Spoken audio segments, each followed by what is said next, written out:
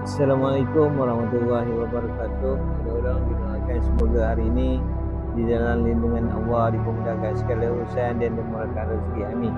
Mudah-mudahan hari ini 29 hari bulan 11 tahun 2026. Hari ini kita akan buat review sikit tentang keadaan Pekan Sehari di Kuala Lumpur ya. Pekan Sehari Kuala Lumpur. Ginilah keadaannya orang-orang. Hari ini keadaan air dah naik dah kat sini. Keadaan Pekan Sehari di Kuala Lumpur weh. Ginilah keadaannya. Keadaan air di sini. Begini keadaan dia orang-orang. Mari kita tengok lebih dekat lagi keadaan sini. Mana keadaannya. Apa khabar air sini ya. Mah orang-orang mah.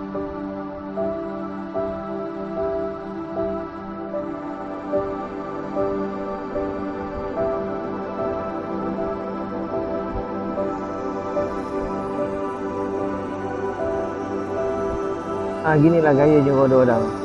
Keadaan air di tapak Pekan Sehari Kuala Lumpur. Kuala Lumpur macam tapak Pekan Sehari weh. Inilah keadaannya. Ya. Air dah naik sampai keparas gini weh. Gini dia gaya ni. Pada gaya lah orang nak Pekan Sehari, nak berpasal malang gini ya. Sini. Ya, air penuh. Ya Allah. Ya Allah. Beginilah gaya ni orang-orang ya. Keadaan di Pekan Sehari Kuala Lumpur ketika ini. Ini keadaan terkini ni. Itulah dia gaya ni. Gitu gaya dia. Gitu gaya orang-orang ya.